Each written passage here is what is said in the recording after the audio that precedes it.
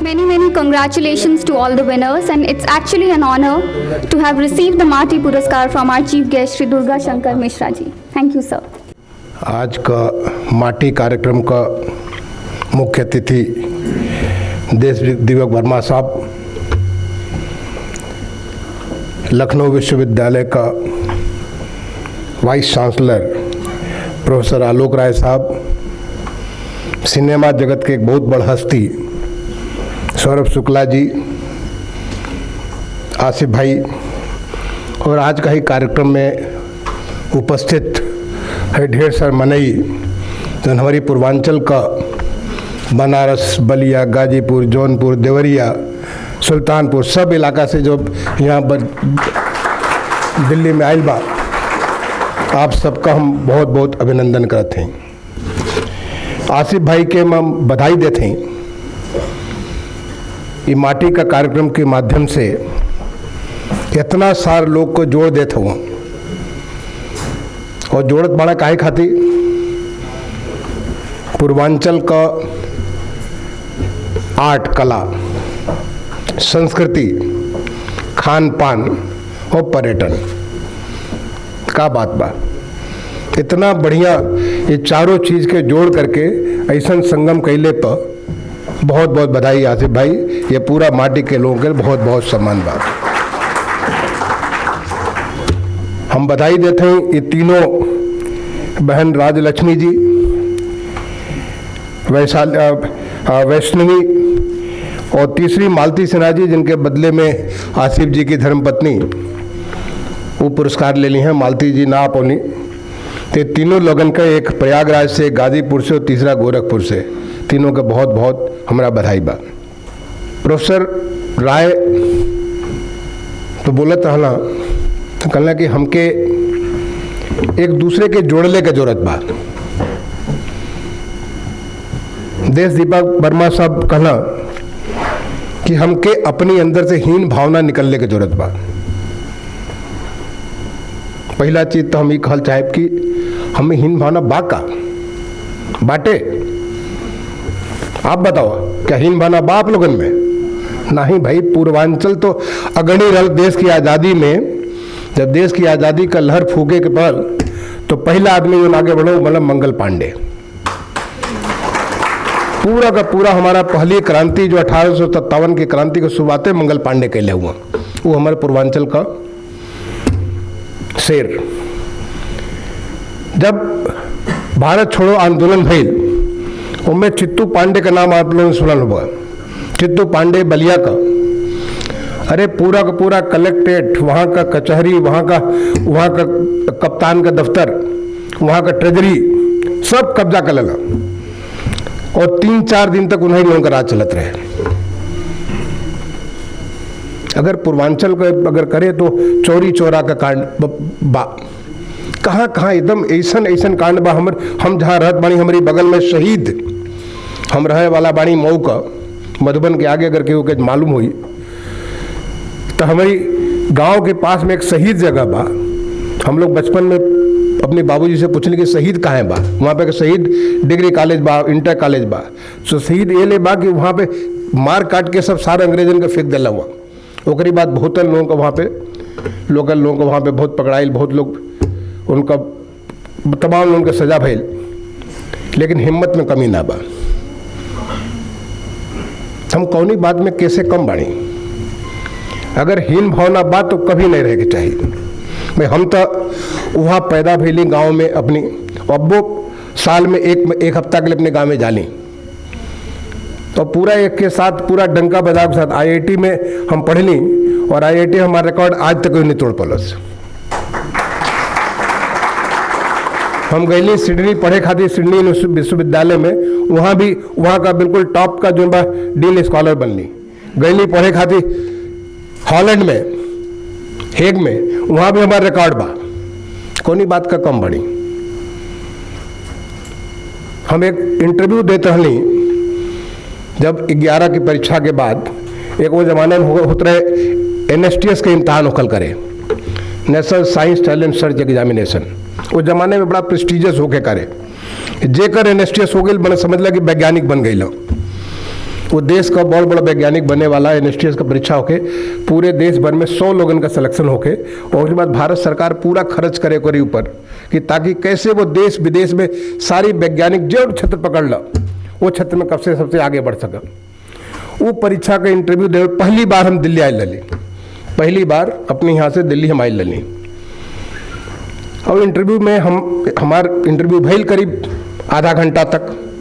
अब कुछ पूछ लो भाई, जो ने पूछल जा पूछो सब जवाब दे देली।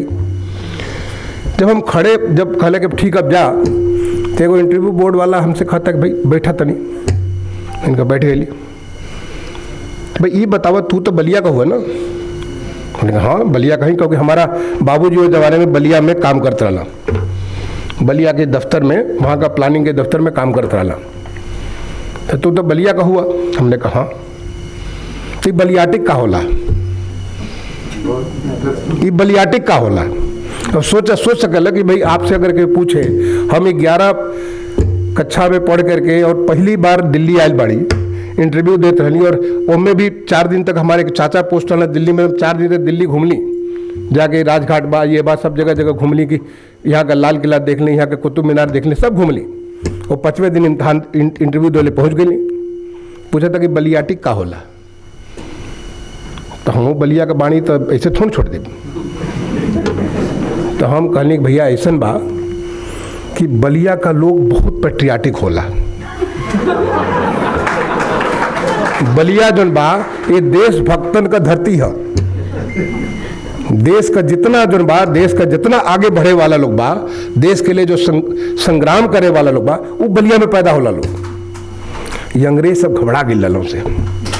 जहिया मंगल पांडे बिगुल बजाओ ना, घबरा गए कहाँ का बा भाई? तो बलिया का बा। टिट्टू पांडे कहाँ का बात? बलिया का बा। वो तमाम घर घर गली गली में बलिया में संग्राम होत बाड़े। तो सब समझे कि इतना देशभक्त सब बा बलिया का। तो वो के सब कुछ जाके इंग्लैंड में बतावे के रहे कि सब बलिया वाला बड़ा पेट्रियाटिक बा। तो ओकरी वजह से लोग कहे कि बलिया पेट्रियाटिक से कले से बलियाटिक बना दो।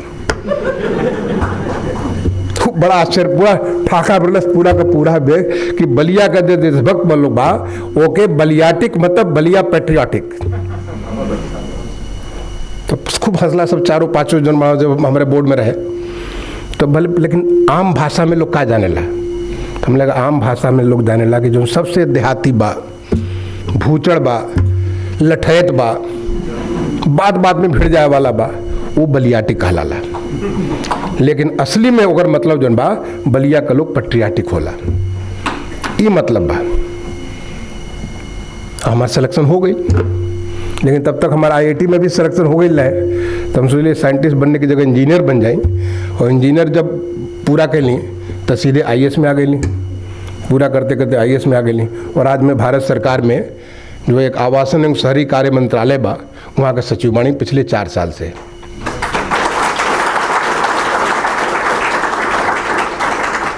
तो हमारा ये कहे के बा कि देखो ऐसा बा, हर जगह का आपन कुछ न कुछ खासियत बा। ऐसा नहीं कि हम पूर्वांचल एक बहुत बड़ा, ऐसा कुछ ना। अरे हमारी देश की हर धरती में गायन्ति देवा किल गे तकाने धन्यास्तुवे भारत भूमि भागे। अरे देवी देवता इस धरती पे पैदा होने के लिए तरसत बात। ये धरती का कण-कण भारत भूमि, जो हमारा भूमि बा, हमारा देश बा, ये देश का कण-कण में देवी देवता आने के लिए तरसते हैं। और वही का भाग बा पूर्वांचल। तो जहाँ पर आवे के लिए देवी देवता लोग तरसत बा, ओकर पूर्वांचल भाग में भी तो तरसत हुए लोग। तो कौनी बात का फिर कहनी बात का हमको गम बा। अरे हमके खाली ये सोचे के बा कि हम का कर सकेले अपनी धरती खातिर, का कर सकेले, हम का करें कि हमारी धरती पर हम लोग गर्व करें। तो कर सकेला लोग, बहुते लोग कैले बा। नाम गिनावे लागी तो गिनावत गिनावत आप कहें बा। हमारी गाँव के बगल में क्या वीर अब्दुल हमीद है, का बात है बा, वीर अब्दुल हमीद, एकदम गर्व से आपका बा छाती आपको फूल जात बात है। वीर अब्दुल हमीद का नाम सुनते हैं हमन का पढ़त रही जमाने में कक्षा 3-4 में ये घटना हुई। तो सुनकर कह रही भाई पैटर्न टैंक तक के उड़ा देता। वो खाली वो में जज्बा रहे तब ना, ओकरी खातिर जज्बा चाहिए। ऐसा तमाम लोग बा, अरे श्याम नारायण पांडे का नाम सुनत के जैसे लगा कि एकदम बिल्कुल आपका जो मैंने हल्दी घाटी है का वर्णन कैले बड़ा। आप नाम सुनिए हरियोध, अयोध्या सिंह हरियोध है ना, नाम गिना लावे। चाहे आप जिन बात लिटरेचर में ले लो, भाषा में ले लो, मिलिट्री में ले लो, सिविल सर्विस में ले लो, राजनीति में ले लो, एक से एक मूर्धन्य लोग पूर्वांचल से बा, कौन ही बात का कम बा। बट लेकिन फिर भी बहुत कमी भी बा। अगर हम यही मान लें कि हम तो ऊपर चढ़ गए, सबसे ऊपर पहुंच गए, तो नीचे तो कुछ बचले नहीं खे। अरे नहीं, अभी बहुत कुछ करे के बाद आज देश का निर्माण होत बा। आज प्रधानमंत्री जी मोदी जी के इतना सारा काम देश में होत बा। हमारे आलोक भाई कहला कि हमके हैंड होल्डिंग करे के बा। अब हैंड होल्डिंग करे खातिर सभा करने की जरूरत नहीं है।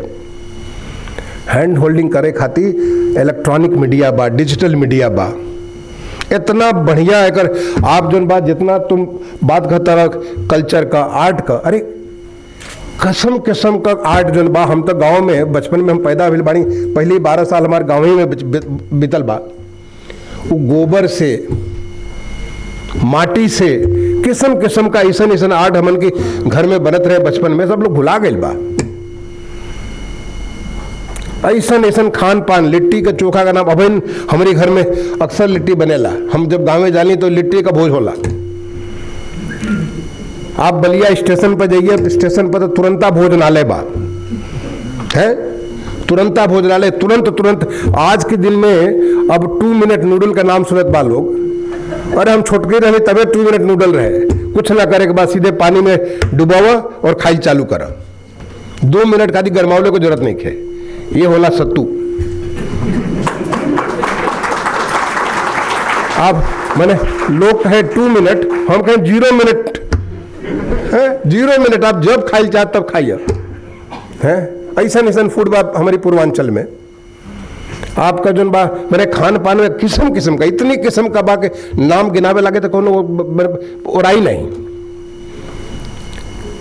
आप एक बार संस्कृति के बारे में ऐसा किस्म का गाना बचपन में सुनल बाणी, और बहनों कहीं से बजत रही तुरंत कान खड़ा हो जाला।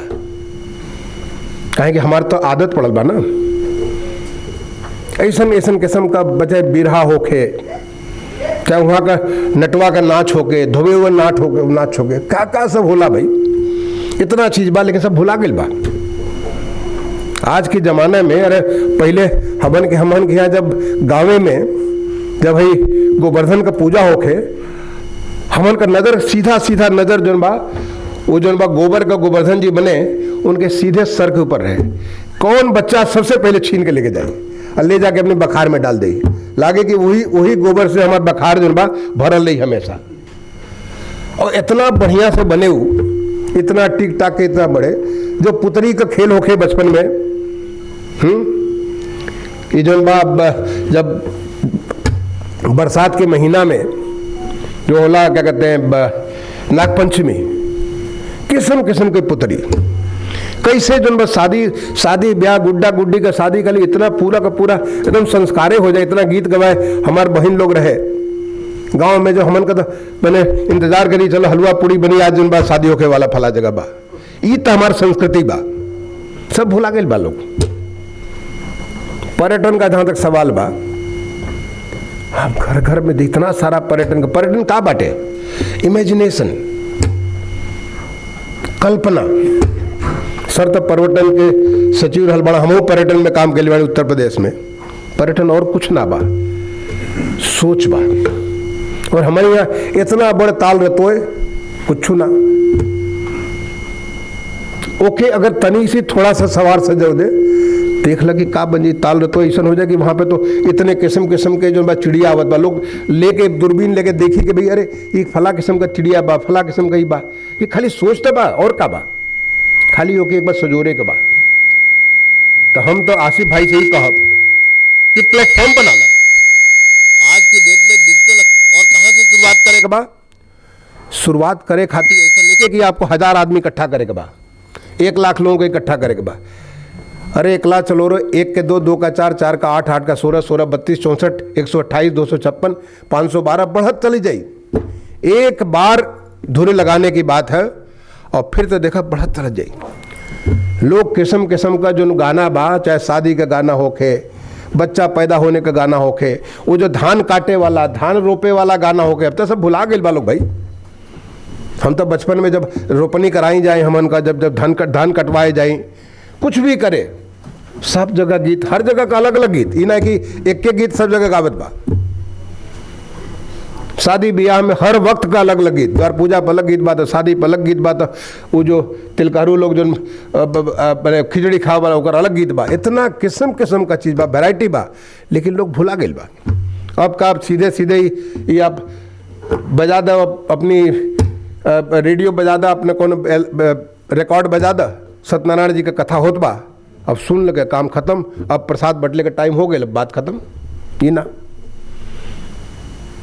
अगर एके जन बा रिकॉर्ड कल जा, एके पता कल जा, तो पूर्वांचल का आप देखब कि पूर्वांचल में इतनी वैरायटी बा। हम अपन बात खत्म करब, अब आप हमके मालूम बा, प्रधानमंत्री जी अब 12 मार्च के साबरमती में आज़ादी के 75 साल का 75 सप्ताह का सेलिब्रेशन कैसे मनावल जा ओकर शुरुआत कैले बड़ा। अब ज़्यादा ना बिल, 12 तारीख से आज कितना तारीख बा, आज तो 21 तारीख बिल ना, एक हफ्ता बीतल बा, इस शुरुआत हो गई बा कि अब अगला 75 साल, देश की आज़ादी का 75 साल पूरा होके जात बा 2022 के 15 अगस्त को। तो का हम ये काम कर सकें कि अगले 75 हफ्ता तक हमारी आज़ादी की लड़ाई में पूर्वांचल में जे जोन जोन काम कैले बा, बहुत अनसंग हीरो बाड़ा, नाम का ये 4-6-10 लोगों का नाम बा इतिहास में लिखा गया बा, बस उतने लोग गन बा, और करीब बियॉन्ड लगता था कि आज़ादी हमारी, अगर ये 10-12 लोग ना पैदा हुए लोग गए तो आज़ादी देश का नाम मिलल रहता। ऐसा बात ना बा। हम आगरा के कलेक्टर रहनी 1994 में, 1996 में आगरा के कलेक्टर रहली। हम एक अभियान चलोली वहाँ पर कि आगरा में जितना स्वतंत्रता संघ सेनानी बा सबके बारे में लिखा, क्योंकि हम चाहत रहने कि वहाँ के हर बच्चे को पता चले कि आज जो हम आज़ादी का आनंद लेत बाड़ी ओकरी पीछे कितना कुर्बानी बा, कितना लोग अपन जवानी खो देना, कितना अपना बच्चा खो देना, कितना लोग अपनी पति के खो देना, कितना लोग अपने बाप को खो देना, तब जाके ये आज़ादी मिलल बा। तब आपके आज़ादी का वैल्यू पता चली, तब आज़ादी का इज्जत आपको पता चली। और आपके जान का आश्चर्य हो गया, वो किताब हुई आगरा में, वो किताब हम पूरा डॉक्यूमेंट करेली कि आगरा में आज़ादी के लिए क्या में सहयोग कैले बा। बहुत अनसंग हीरो लोग बा जकरी बारे में केहू के नहीं पता, लेकिन एक बार आप शुरुआत करें तो हजारों की संख्या में, और एक एक आदमी का जिंदगी जो बा वो प्रेरणा का आधार बनी। लोग सोची समझी देखी, ऊपर नाटक बनी, अरे हमारी गांव में फला लोहार, हमारी गांव में फला ये इतना बड़ काम कैले बा, तब ना आज़ादी मिलल बा। ये थोड़ा नहीं 10-15 लोग जिनका जकरी नाम पे हर जगह डंका बजत बा, वो लोग अकेले आज़ादी ले ले बा। अंग्रेज घबरा गई लाना, पूरा हिंदुस्तान में सारा के सारा हिंदुस्तान जोन बा ऐसन बन गए कि अंग्रेजन के लगल कि अब अगर हम रहब तो हमार तब बाब ना चल पाई, तब भागल लोग। तो का हम पूर्वांचल में जो आज़ादी के लड़ाई में इतना सारा लोग कहना का ओकर शुरुआत कर सकेली। आसिफ भाई तोहरा खातिर काम बा, एक आप ऐसन प्लेटफॉर्म बना ले। आलोक भाई आपके लिए भी काम बा, यूनिवर्सिटी में पढ़ावत हई, सोचला से बोलला से ना काम चली। एकरी खातिर अभियान चाहिए, आंदोलन चाहिए, एक जुनून चाहिए, एक जज्बा चाहिए। अब फिर देखो पूर्वांचल का नाम होखे वाला बा। तो हमारा तो ये बात कहे के बाद कि पूर्वांचल में कमी ना बा, सोच में कमी हो सकेला। पूर्वांचल की जमीन में उर्वरा में कमी ना बा, तरीका में कमी हो सकेला। ना ही तो पूर्वांचल अकेला पूरे उत्तर प्रदेश को खिला सकेला। इतना वहाँ पर जन बा, ऐसन जमीन बा, इतना पानी बा, ऐसन जलवायु बा कि अकेला पूर्वांचल पूरा उत्तर प्रदेश के खिला सकेगा। बाकी तो सब बेच के अलग से इनकम हो सकेला, बस खाली तरीका में कमी बा। तो ये जन बा हम समझतानी कि माटी जैसन ऑर्गेनाइजेशन के अगर एकरी ऊपर काम करे तो बहुत संभावना बा। मैं एक बार दोबारा आसिफ भाई के धन्यवाद दे, शुक्रगुजार बाणी कि हमके मौके दिलने कि अपने लोगन के बीच में आके हम बात कर सकेली, अपने लोगन से सीधा अपनी भाषा में हम संपर्क कर सकेली, और जहाँ जरूरत पड़ी अगर तू एक कदम आगे बढ़बा तो हम 2 कदम बढ़े वाले बानी। ये मान के चलिए कि अगर 1 कदम बढ़बा तो हम 2 कदम बढ़ब, क्योंकि अगर पूर्वांचल बढ़ी तो उत्तर प्रदेश भी बढ़ी, उत्तर प्रदेश बढ़ी तो हमारा देश भी बढ़ी। और आज जन देश में एक पूरा का पूरा एक चलत बा नए भारत की कल्पना, चलत बा $3 ट्रिलियन से $5 ट्रिलियन इकोनॉमी, $5 ट्रिलियन से $10 ट्रिलियन इकोनॉमी। ये के करे वाला बा? अरे हमने के सबके करे के बा ना, अकेला सरकार ना कर सकेली, हर एक के करे के पड़ी, हर एक देश की हर अंग के करे के पड़ी। और जब हर कोई करी तब फिर तो आप ये मान के चलिए, जब प्रधानमंत्री जी कहत पड़ा कि जब 1 कदम हर लोग बढ़ेंगे तो हमारा देश 130 करोड़ कदम आगे बढ़ चुका होगी। जब कोई अगर सफाई हर कोई करी तो देश को सफाई करने से केहू नहीं रोक सकेला। अगर पानी संरक्षण सब कोई करी तो केहू नहीं रोक सकेला, फिर कोई समस्या ही नहीं बने। और जब सब में हम भी सम्मिलित बानी तो पूर्वांचल का आपन जोन हैसियत बा, आपन जोन रूप बा, आपन जोन उसका रंग ढंग बा, वो में और चार चांद लगे और आगे बढ़ी। एकरी लिए हम अपनी तरफ से बहुत बहुत शुभकामनाएं देत बानी। और अब इन फगुआ का त्यौहार आने वाला बा, तो आप सबके, आपके परिवार के सबके फगुआ का हम बहुत बहुत शुभकामनाएं दें कि आप लोगों के जो रंग त्यौहार बा, ऐसी रंगत आप सब में ले आए और आप सबके माध्यम से आपके परिवार में पूरे पूर्वांचल में लाए। इसके लिए बहुत बहुत हमारी शुभकामनाएं। धन्यवाद। जय हिंद।